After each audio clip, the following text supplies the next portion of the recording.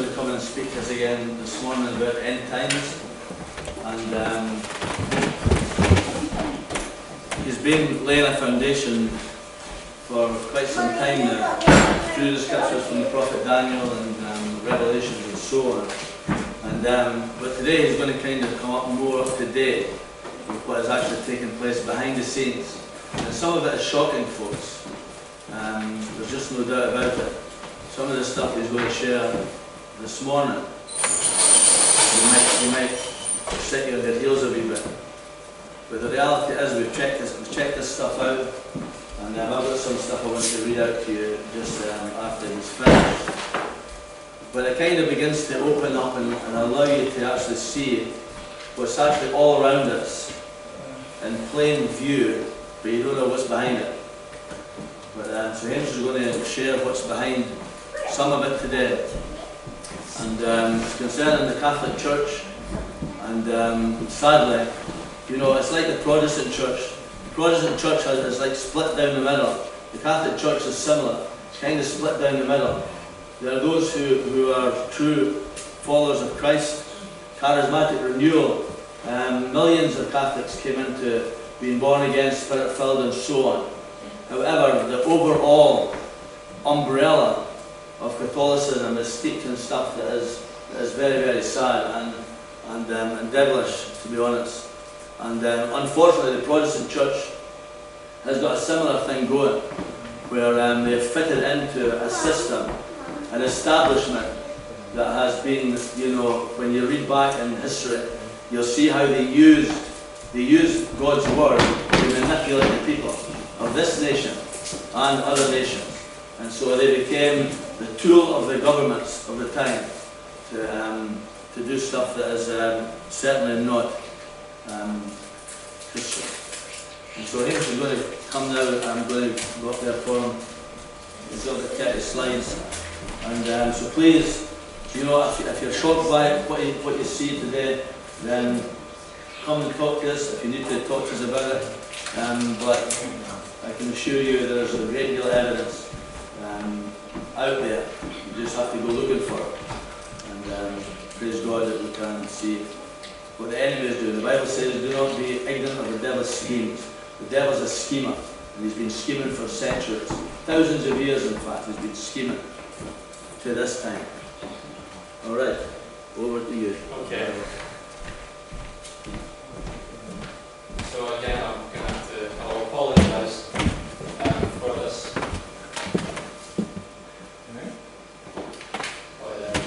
So this talk's going to be on Rome and Lucifer's underground.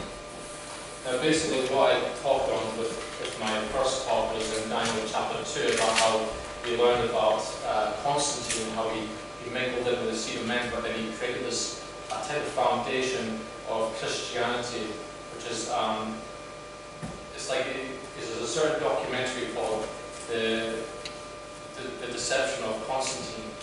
Basically, some archaeologists and these types of people were analysing his arch, and they couldn't actually find any Christian symbolism anywhere on his arch. But they actually made some discoveries that he was basically turning Jesus into a form of sun god, which was the Roman sun god, which would be could be Sol or Helios or Apollo. So basically, he was connecting the two together. And then, of course, we have learning that Lucifer was a Roman god as well, and Lucifer was the like a star Venus god he was. And so we'll find the connections of Lucifer connected to Rome. This will help us to get a good understanding of how these people think. So there's two types of priests and popes. There's ones that are for Jesus and God, literally, and then there's the Luciferian types. They're kind of like rebelling in a sense. They're being very secretive. But thankfully, there's some good Catholics out there that are for God and Jesus. You know, so but of course we've got the other types that are going down a different road from what you'd be expecting them to. It's quite saddening, to be honest with you.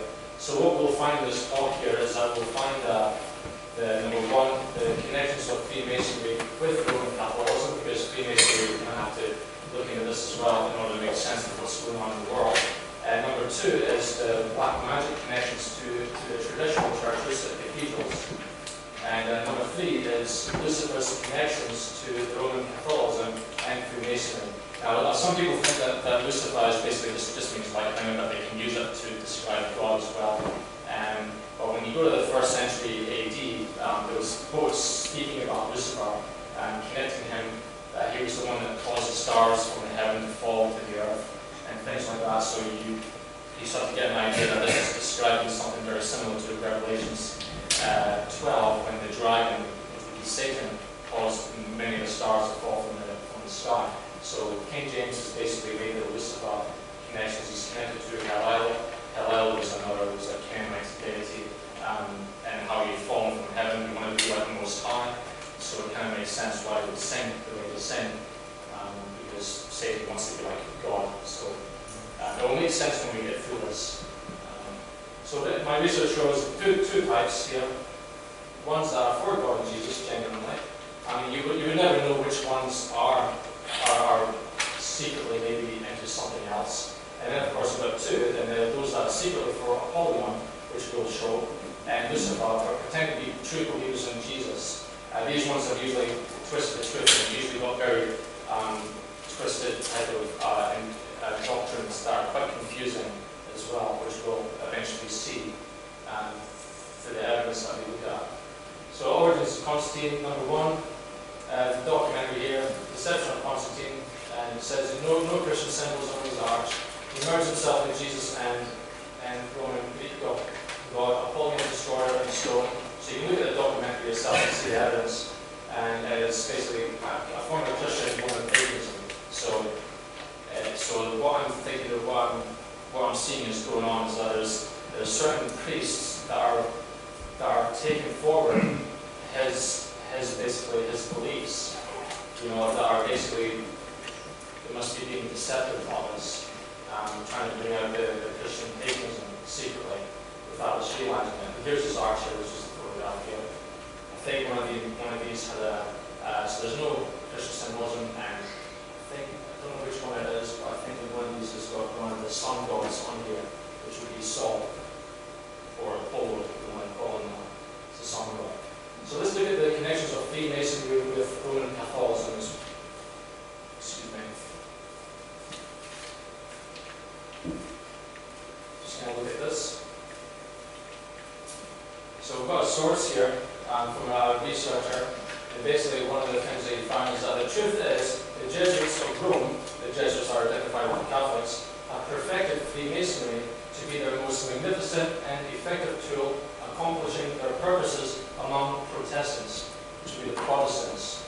Okay, so they've been using them for deceptive reasons. The Jesuits were meant to be partly responsible for instigating a lot of wars that were taking place.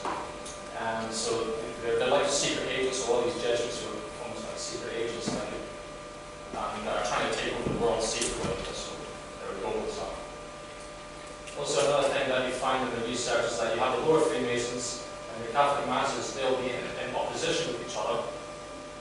But the ones at the very top of the high-level Freemasons and the popes and the ones that are Luciferians, they basically believe that Lucifer is God and that Lucifer is good. Because the Luciferian doctrine teaches that Lucifer is good, but our God, the Christian God, is bad. That's how they believe.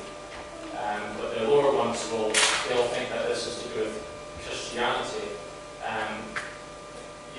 but they'll be kept in the dark to what's really going on at the very top, the very high level. That's where we'll be looking into next.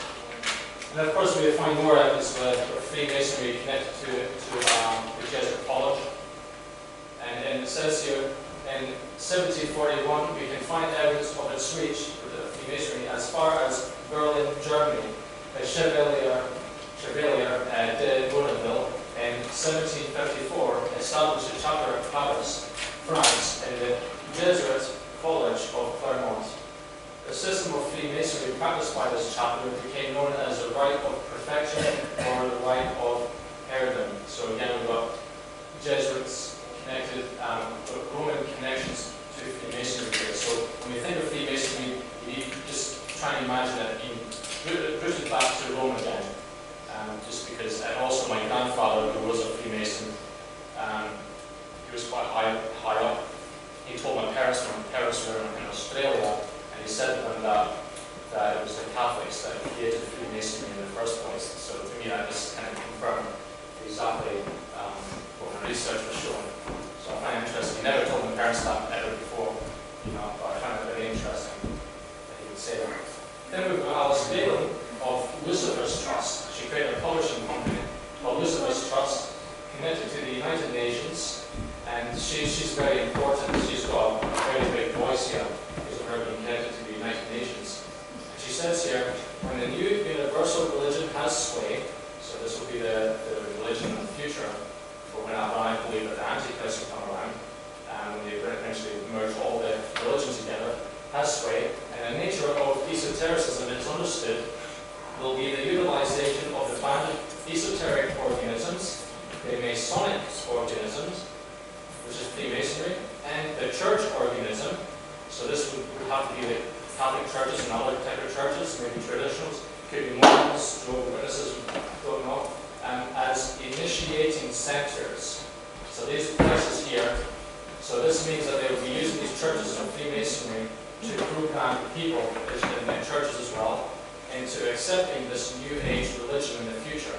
So we obviously have to make sure that we don't go down that path. So I have to think that initiating centers connected to traditional churches and Freemasonry. So this will help us to make sense of this. Also, another thing that you find that I find interesting is that we've got the Washington DC here. Now George Washington was a Freemason. So, and of course the architecture and all this was kind of like after him. And then of course you can see the same spirit here on the Roman Vatican. You've got the obelisk and the architecture of the dome. And you find this down here as well. So it's almost like the dome here and the obelisk, the Egyptian obelisk. So it's almost like these people that even though they're meant to be, in a sense, meant to be in opposition with each other, in reality they're actually, it's like they're in agreement with each other. It's like they've got the same way of thinking as each other because of what we learned about the Jesuits and Rome creating Freemasonry in the first place. And then of course we've got the idea of freedom of religion. Constantine of Rome mingles with the Seer of Men in Daniel chapter 2, and he was the first to accept all religions in the countries he ruled over. And then of course we find that the Vatican and the Freemasons, the Vatican and Rome and Freemasons, also accept the freedom of religions. So again, they're in agreement with each other in certain ways, even though we're meant to believe they're in opposition with each other. And the lower ones are, but at the very top, they are working towards certain goals for the future. And then of course we've got Freemasonry and cathedral connections here. So we actually find here that the Freemasons had also built a lot of Gothic cathedrals in Europe. So again, we've got Freemasonry, we've got lodges and things like that. We saw them connected in some way to these type of traditional churches. Because I believe that these are eventually will become initiating centers for maybe people that want to delve into the occult maybe, which we'll see later on. Then we're going to look at the deceptions of Freemasonry and Roman Catholic popes. So this will be the ones that are doing Constantine's work in a sense. So we're not going to be talking about the